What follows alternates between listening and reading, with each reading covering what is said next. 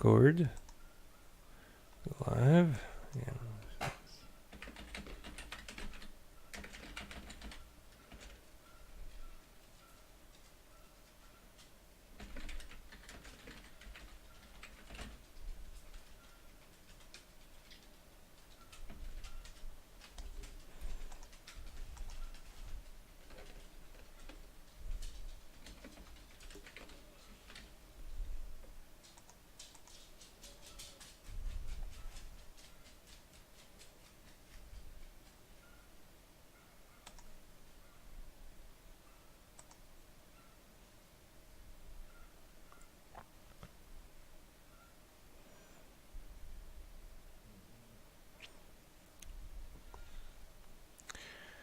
Okay.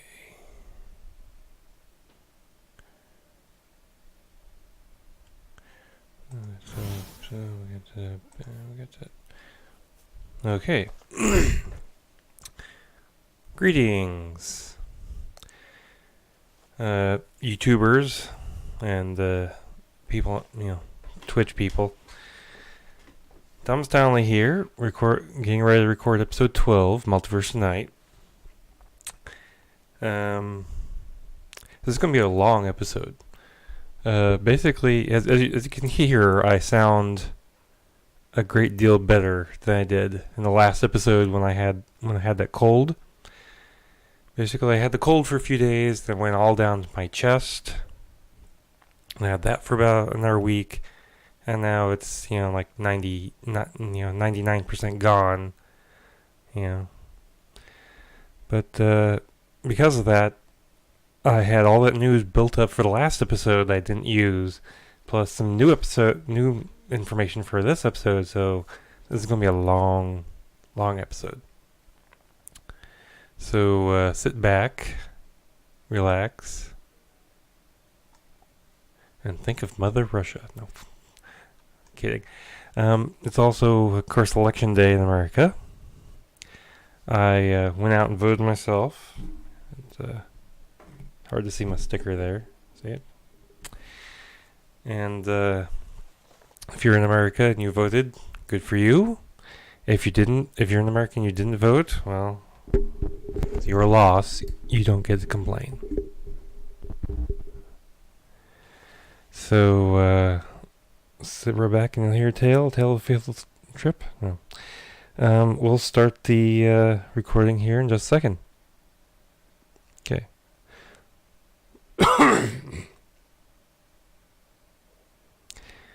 In 5, 4, 3, 2, 1. Tonight, more news than you can shake a triple at. Wait a minute.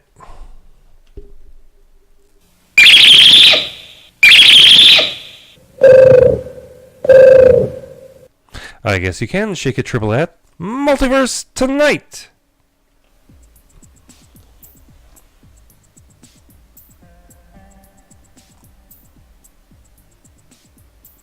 There are many universes out there. Welcome to the one with news about all the others. This is Multiverse Tonight. Now, here's your host, Thomas Townley.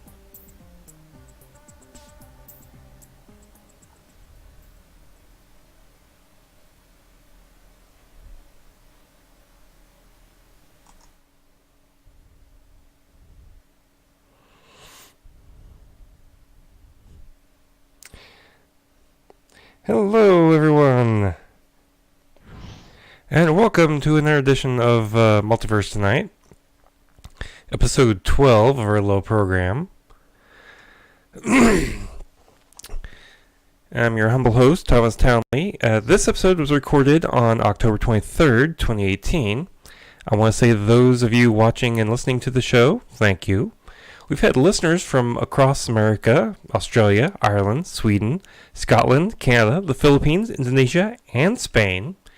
The past episodes, we have had a combined 200 plus listens, and again, I say thank you. If you want to help me carry on, you can tip me via co-fee, Patreon, and now directly from the Radio Public app. I'm going to try some new things here, and now, if you don't like them, let me know. Please check out multiversetonight.com to see show notes, affiliate links, the occasional original column, and much, much more. Now let's get on with the show. We have some Star Trek news to start out with, and we have good news from a good source, actor Oscar Isaac, that episode 9 will be a lot more improvisational than previous entries in the series. Talking to IndieWire, Oscar said, quote, "The way they've been shooting it right now is looser than it's been for the last 2 times. It does feel like a relief to get on set and feel like, oh, we can try things. It's a testament to JJ coming back and feeling confident.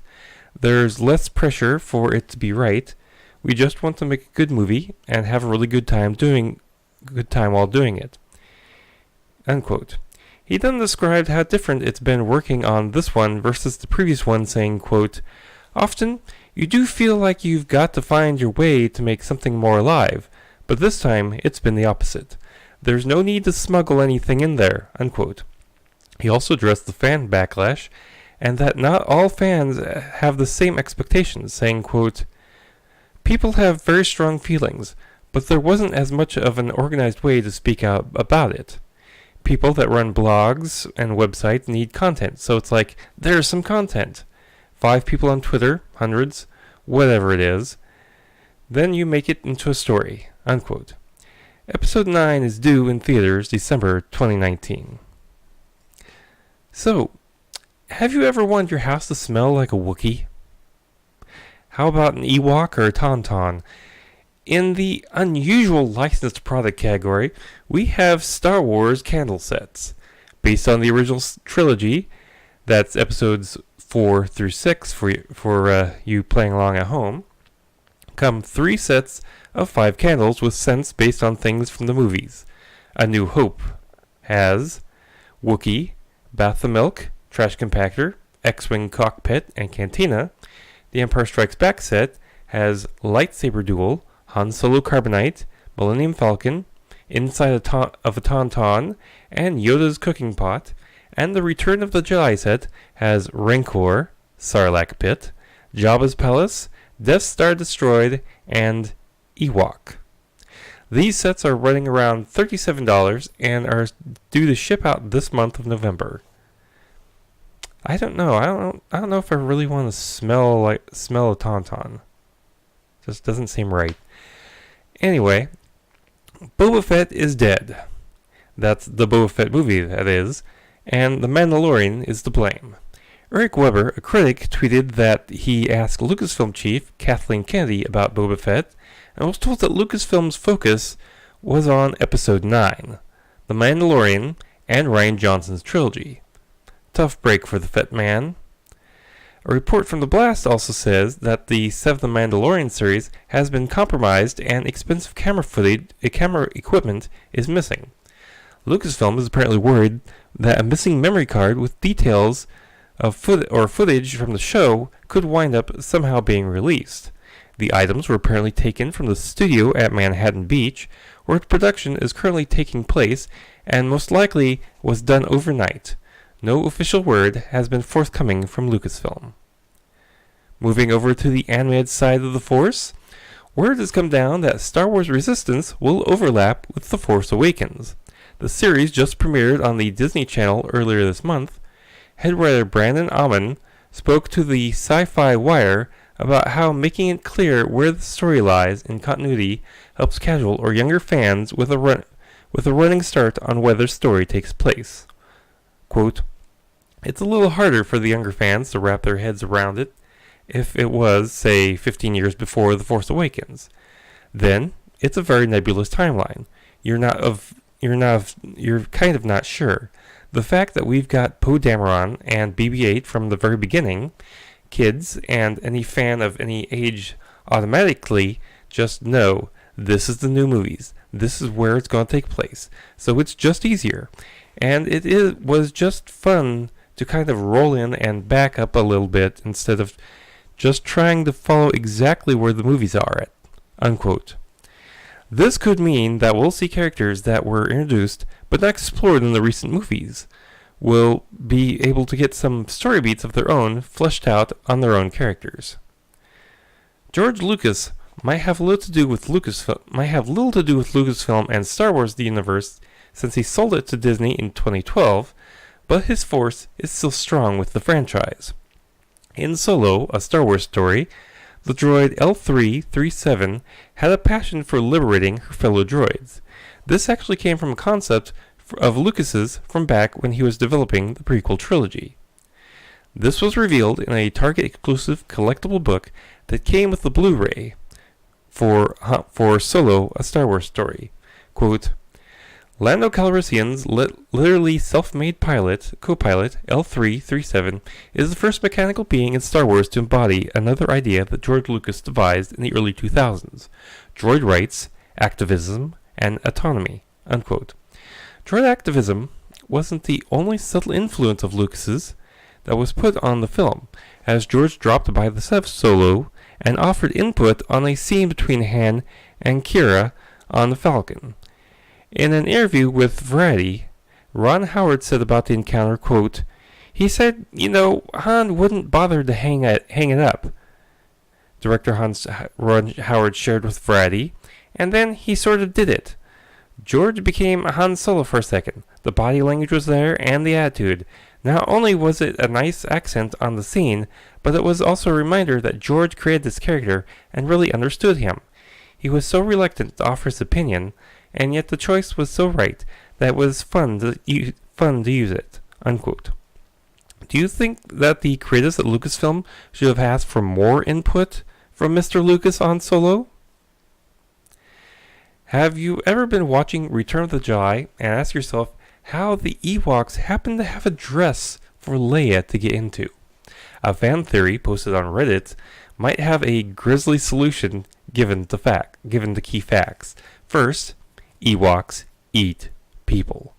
How do we know this? Because the Ewoks were getting ready to roast Luke and Han on an open fire to honor C-3PO. Second is the fact that the dress seems to be made from local material. This means it wasn't something that Leia just happened to have in her pocket on her jacket. If you look at the Ewok clothes, they don't seem capable of making anything like it.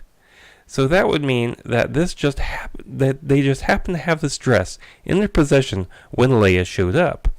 Where did they get it? Let's go back to 1984 and the Ewok Adventure.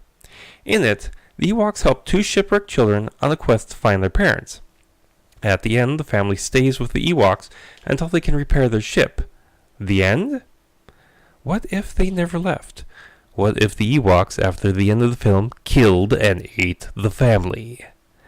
That could explain the dress. Of course, I have a couple of alternate theories. One, the family left the dress behind when they left. Or two, Mom died and the Ewoks kept the dress after the dad and kids left. So, what theory do you think is correct? Let us know. By the way, here's an odd piece of trivia for you. The film was narrated by Burl Ives. Weird, huh? Disney has made back the purchase price it paid for Lucasfilm. To date, the Star Wars movies made by Disney have grossed $4.83 billion worldwide. Now, back in 2012, the company was purchased by the Mouse for $4 billion. So, they made a wise investment, making that back in only 6 years. Now, let's go on to some Star Trek news.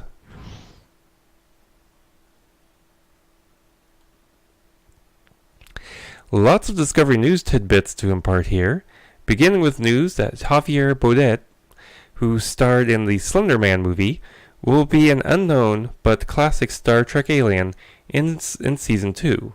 Bodet told BloodyDisgusting.com, quote, I can tell you I'll be working in Star Trek Discovery in Toronto.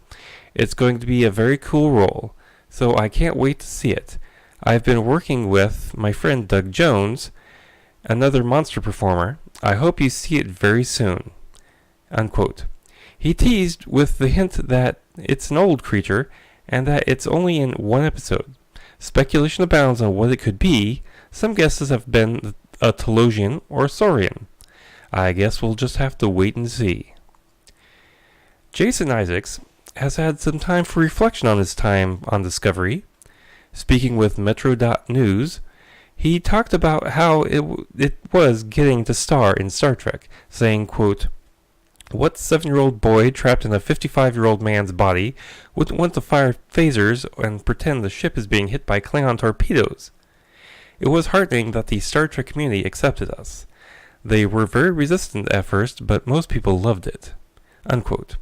He also talked about the resistance to the show and what he thought it was all about. Quote, "Two things. Firstly, genuine Star Trek fans who are protective about a fandom they've been involved with for more than 50 years in some cases. The other aspect was lunatic racists pretending they were Star Trek fans complaining it had a black woman lead and was too PC.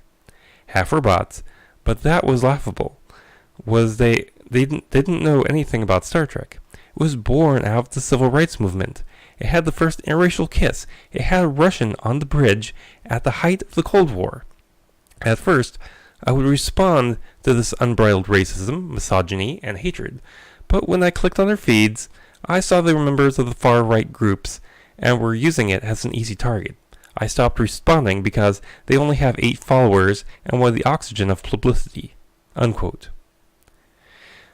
No, my fault with the show wasn't any of that.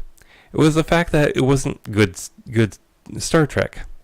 I didn't care who starred in it, or that I'm being protective of the franchise. It just didn't fit my view of something calling itself Star Trek. It takes a shoehorn to get it into a continuity that's already getting stretched thin, let's face it. They stole the warp effect from Star Wars. Why would different ships in different eras have completely different warp effects anyway? Isn't the same space that they're warping? That and being behind a paywall didn't make me happy either. After watching the show, I feel a touch better about it, but I'm still not happy. Anyway, Saru's homeworld now has a name. At New York Comic Con, Doug Jones has revealed that the name of his world is Kaminar, and that we will be seeing it in Season 2.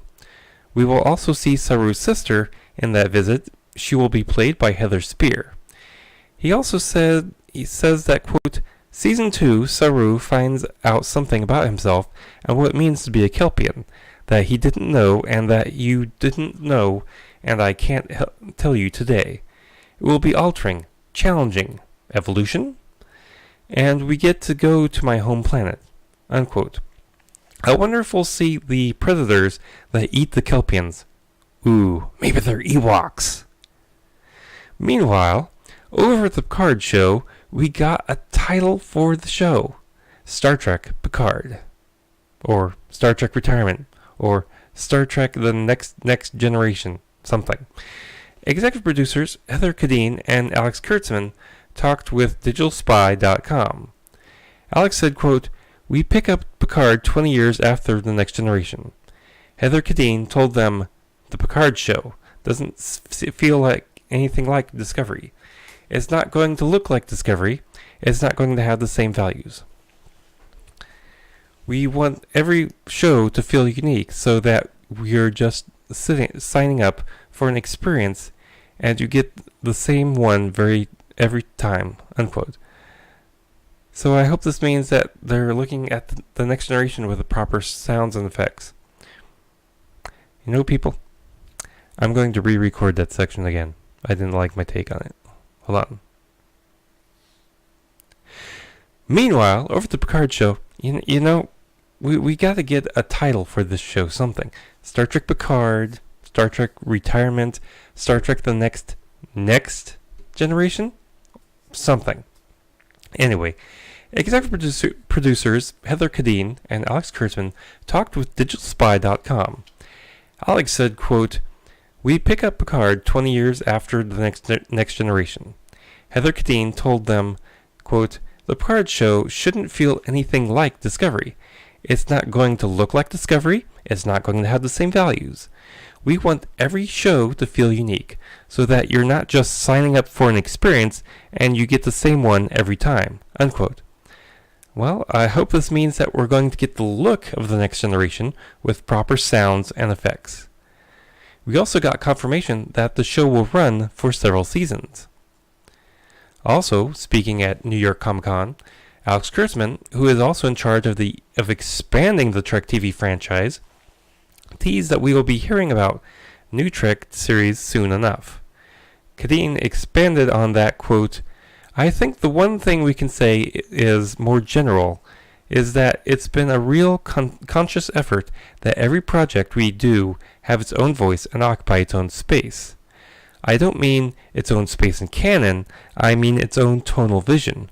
Because you shouldn't tune into Discovery and wonder if you flipped the channel that was Picard.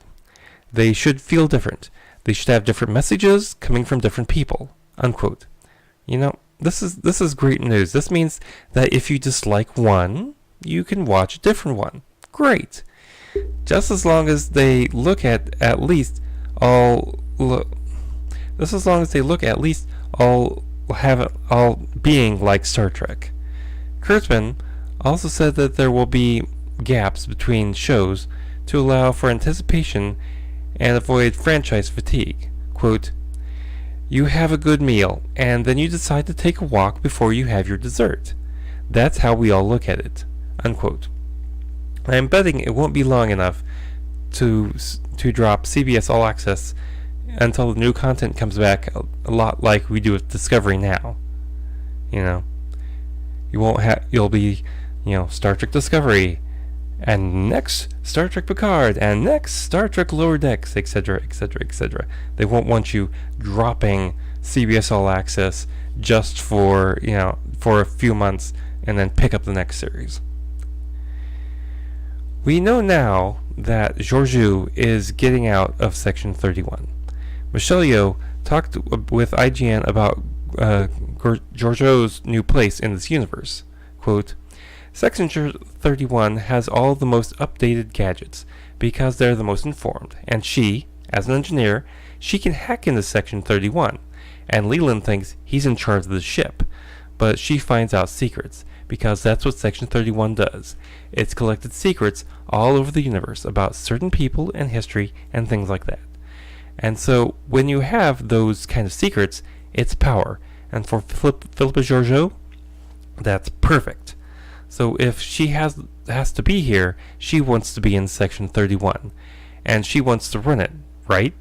Unquote. So, what does Mir Georgiou think of Burnham and their relationship? Quote, "It's always going to be complex between the two of them," Yao said. Michael is going around with so much guilt from season 1, after the death of her beloved mentor and that mother-daughter relationship. And so she saw the Emperor, she couldn't help but feel that that's still the same Philippa Georgiou. And when she found out how hard and ruthless she was, I think in Michael, she wants to bring that humanity back. That's Michael Burnham, right? And for Philippa Georgiou, she has a soft spot for Michael Burnham. So we'll see in the coming season how that plays out. Who is going to bring who?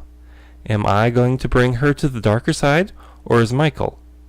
Unquote. I just hope that the character won't be kind of shoehorned into the plot. If her character's appearance is perfectly natural to the plot, it'll be just fine. Star Trek is getting animated again. CBS has announced a new half-hour animated series called Star Trek Lower Decks, which shows us one of the support crews of one of Starfleet's least important ships. The show is being developed by Mitch Mahan, the Emmy-winning writer from Rick and Morty, who will write and executive produce the show alongside Alex Kurtzman, Heather Kadeen, Rod Roddenberry, Katie Krentz, and Trevor Roth. No word has been given as to the exact plot details or when it will see air on All Access. I'll be interested in exact details of this. Oddly enough, I had a column in when I was in Starfleet was a Star Trek group called the Lower Decks. I just find that just simpatico right there, that they're calling the series Lower Decks. Anyway, in honor of the 10th anniversary of NASA, Fermi Gamma Ray Space Telescope, NASA has named 21 new constellations, including the Hulk, Godzilla, the TARDIS, and the Starship Enterprise. Now, are we going to send the Starship Enterprise to map out Starship Enterprise? Wouldn't that be kind of a weird thing? It's very cosmic, anyway. Anyway, the house that was featured in the TNG episode The Survivors is up for sale. The house, which survived the Hushnok attack that leveled the nearby colony of Rana 4, thanks to the Dowd Kevin Uxbridge, is located in Malibu, California, on the planet Earth. Built in 1981, the 4-bedroom house on 2 acres has bamboo floors, 2 fireplaces, a Sonos sound system, and a 440-plus square foot terrace with an ocean view. It also has a 2-car garage and is listed for $5.695 million, according to Coldwell Banker Real Residential Brokerage. The Uxbridges not included. Star Trek is getting a new mobile game. Star Trek Fleet Command is a mobile multiplayer strategy RPG set in the Kelvin timeline from the movies. The game gives players a chance to choose from hundreds of possible missions across the known universe. The game comes from Scopely, the company that made The Walking Dead: The Road to Survival, and they're partnering up with Digit Game Studios, which made the game Kings of the Realm. The game will be free to play and will be in the App Store on November 29th. Now, let's move on to some DC news.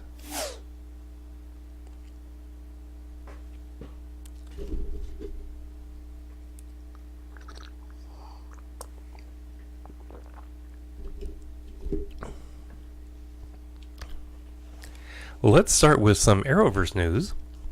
This year's crossover will be Elseworlds themed and will introduce Batwoman to the Arrowverse. Even Arrow himself thinks this will be the best crossover ever.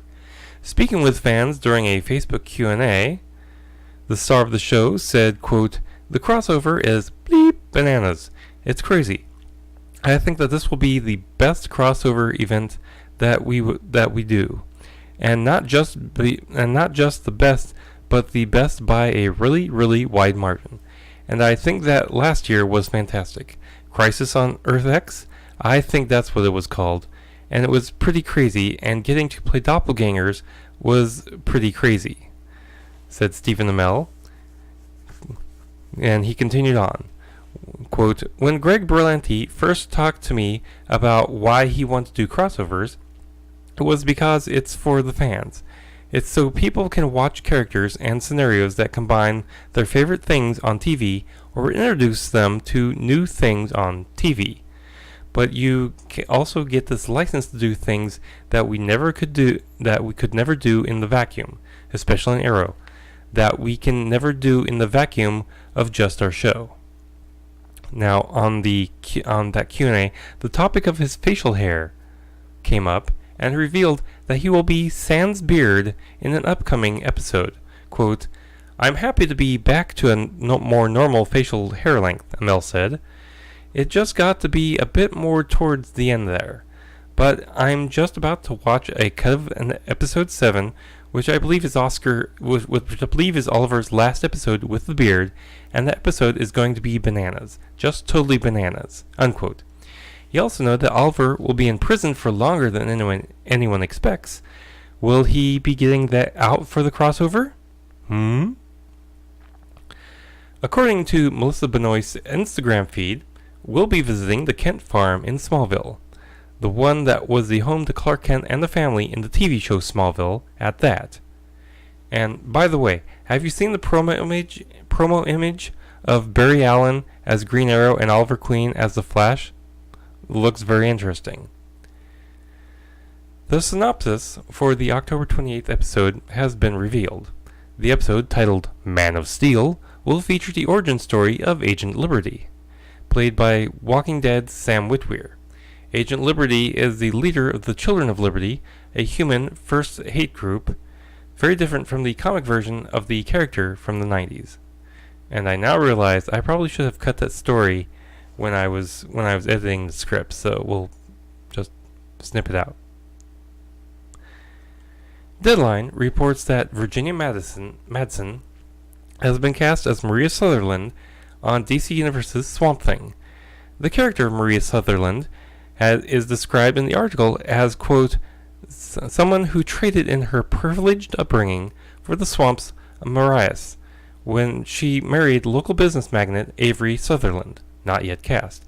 But Avery's longtime obsession with the swamp has driven a wedge between him and Maria. Her poised existence is shaken further when the return of Abby Arcane reawakens a deep grief over the loss of Marie's daughter, Shauna, drawing her into the deep supernatural mysteries emerging from the swamp, unquote. Swamp Thing is set to premiere on the DC streaming service in 2019. Now, here's some more DC news. Zazie Beetz, who played Domino in Deadpool 2 and has one of the most fun names to say, thinks it would be fun to cross over with Margot Robbie's Harley Quinn. Speaking at the Ace Comic-Con, where she was asked by a fan who she'd like to see Domino paired with in the MCU, she said, quote, I just thought Harley Quinn, but she's not Marvel. But I feel like that could be such a fun combination, unquote. She went on to say that on the Marvel side, she would like to work with the Iron Man side of things, saying, quote, I just think it'd be fun to do a movie with Robert Downey Jr. I feel a Deadpool Iron Man thing could be fun, unquote. By the way, she's expected to reprise the role of Domino in the X-Force spin-off film. As to if that goes forth, it's up in the air until this merger is complete. Director Ava DuVernay would like to remind us fans that the New Gods movie is still in the pipeline.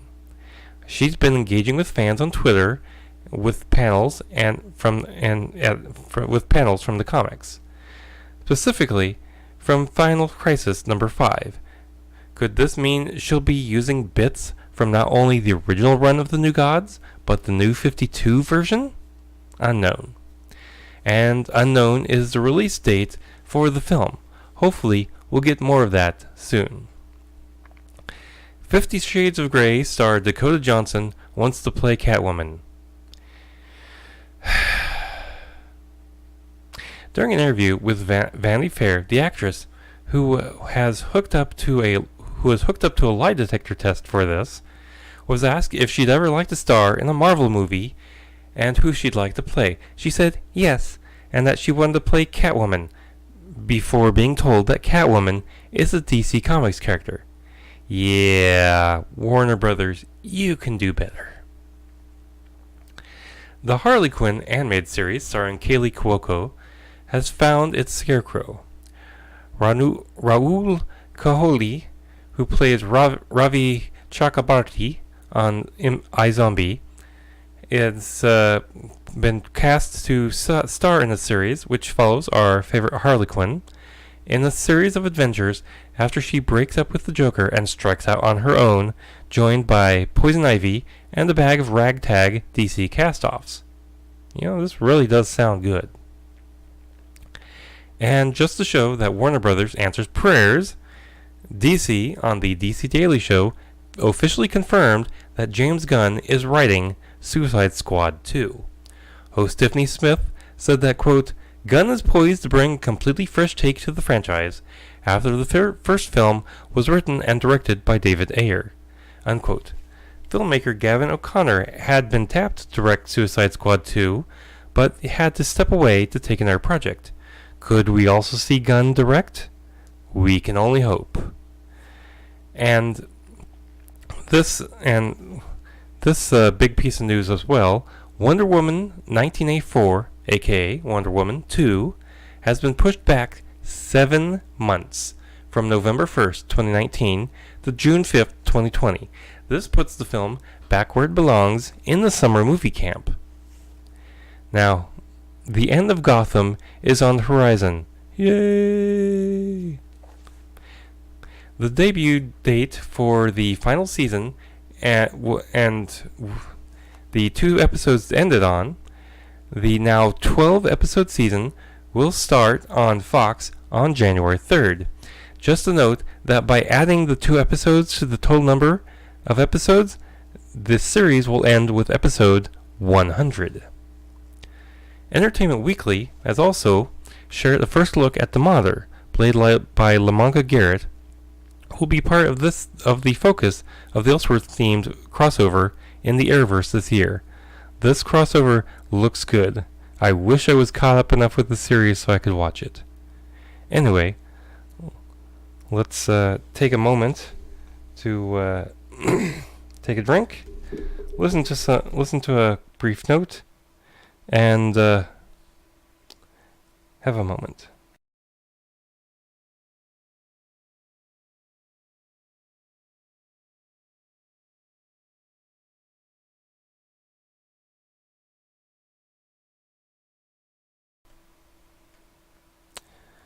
All right then. Let's see some Star Trek news or some Marvel news. Let's try that again. Let's do some Marvel news.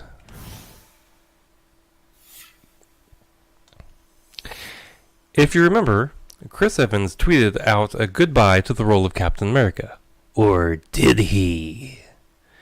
He recently talked about it at the Ace Comic-Con in Chicago. Quote, I should clarify that I know I did tweet something that made a lot of people think that it was, in some way, a spoiler. I should clarify that regardless of how Avengers 4 ends, I would have tweeted the exact same thing.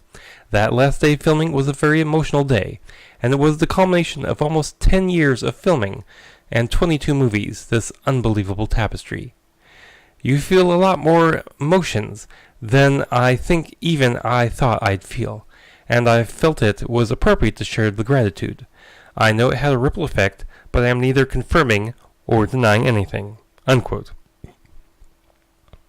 So, do you think he might come back to the role? Or is it really over? What are your thoughts? Now, if you've been watching Marvel's Agents of S.H.I.E.L.D. the last 5 years and thought to yourself, feels more like Marvel's Quake, featuring the Agents of S.H.I.E.L.D., you're not that far off. On Reddit, fan Cigix, C-I-G-I-X-X, I can't make this name up, calculated all of Daisy's screen time to come up with a total of 897 minutes from Season 1 to the end of Season 5. 898 if you count the LMD Daisy. The show was sold to fans as centering around Agent Coulson and his team. Season 6 will be even more Daisy as she takes front and center to lead the team, with Coulson May retiring to Tahiti. It's a magical place. The new season will be next July and was moved to summer with hopes of earning a Season 7. Time will tell. Doctor Strange 2 and Infinity War actor Benedict Wong has teased that he will be returning to the role of Wong this year, hinting at Fan Expo Vancouver that he would be filming it in December. The film has yet to be formally announced yet, so this announcement is strange, but true. Infinity War was a tour de force of acting and special effects, but there's only one Oscar that Disney is campaigning for: Best Visual Effects, for the team of Dan DeLuise, Kelly Port, Russell Earl, and Dan Sudik.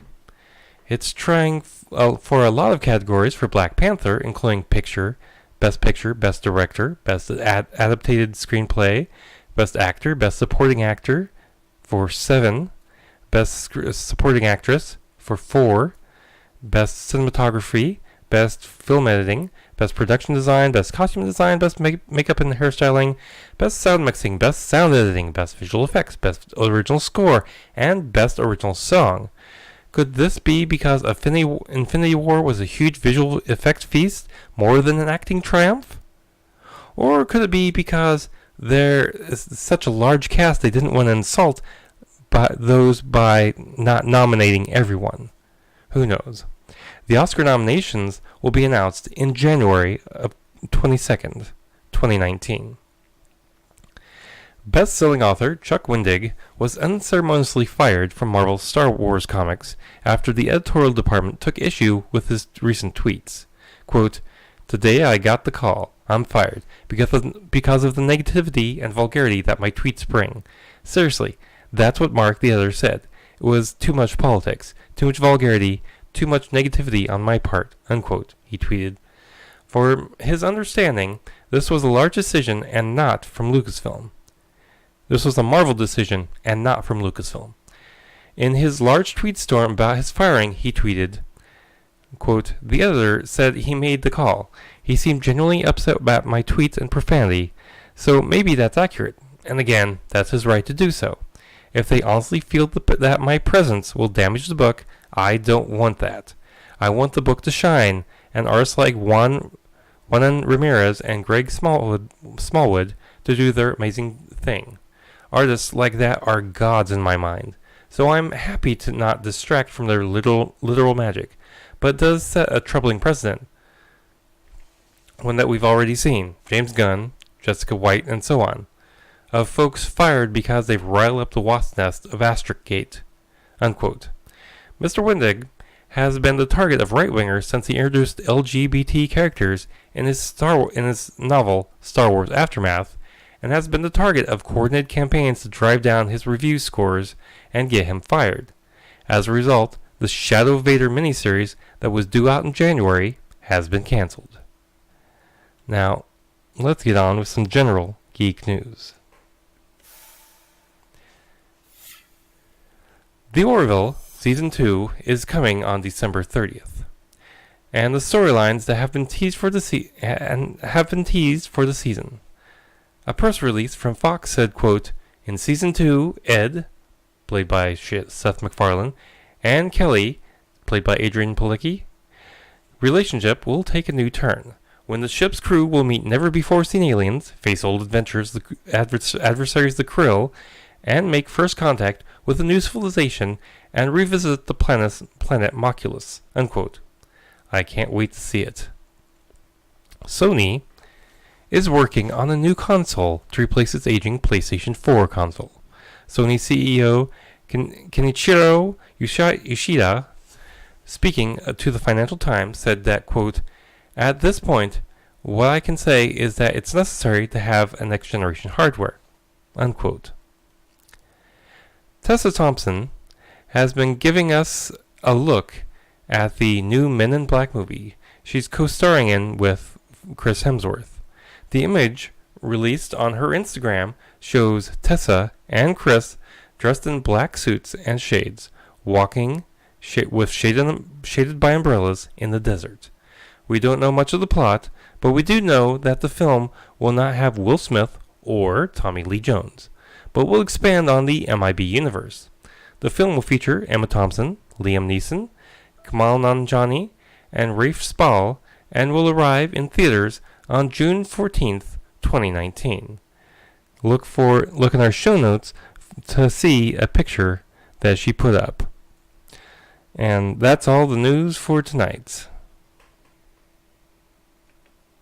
Wizard World is closing 2018 out strong with cons in Austin, Texas, Sacramento, California, and Madison, Wisconsin. Wizard World guests this year have included the Winter Soldier, Sebastian Stan, Jason Aquaman Momoa, Ray Cyborg Fisher, and Ezra the Flash Miller in the Justice League movie, Dave Bautista and Tom Clementief from Guardians of the Galaxy, Natalie Dormer and Sean Bean from Game of Thrones, Lord of the Rings actors Billy Boyd and Sean Astin, and fan favorites like Michael Rosenbaum, Jules Satie, Charisma Carpenter, Henry Winkler, and many more. Use our coupon code MULTIVERSE at checkout for 20% off the cost of your tickets. Get your tickets today. Yeah, there's only one show left. Just go ahead and use the code MULTIVERSE, all one word, for 20% off admission to the final show of the year. That one is in Madison, Wisconsin at the end of November, November 30th, December 1st and 2nd. Be sure to check our social media, Twitter, at MultiverseTom, and on Facebook and Instagram. And if you'd like to donate some money, please do so at ko-fi.com/multiverse or on Patreon as well. And be sure to visit multiversetonight.com and check out our affiliate marketplace, show notes, and more. And if you're a subscriber, be sure to share us with your friends. And if you're brand new to the show, please be sure to subscribe and leave us some feedback and let us know how we're doing. Special thanks to Lobo Loco for our theme music. Thanks for watching Multiverse Tonight. We will be back in 2 weeks. Now, please exit the multiverse in an orderly fashion. Good night.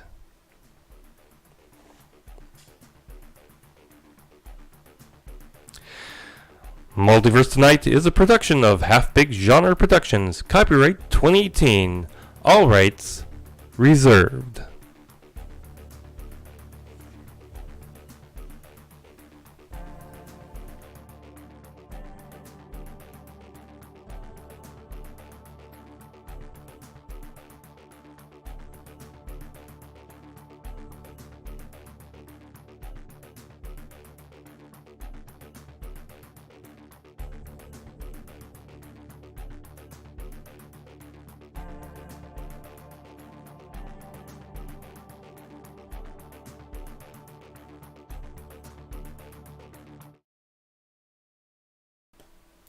So that's our show. Hopefully it recorded the way I hoped. Yeah, I'm still kind of new at working with Streamlabs OPS, so it's a little bit of a different thing than regular OBS, but I think it works out a lot better. And I record this at a different volume, so I'm gonna have to level it out and everything. But I hope this has been. Yeah, I don't know if anyone's watching or not. If you did watch it, thank you. If not, thank you very much.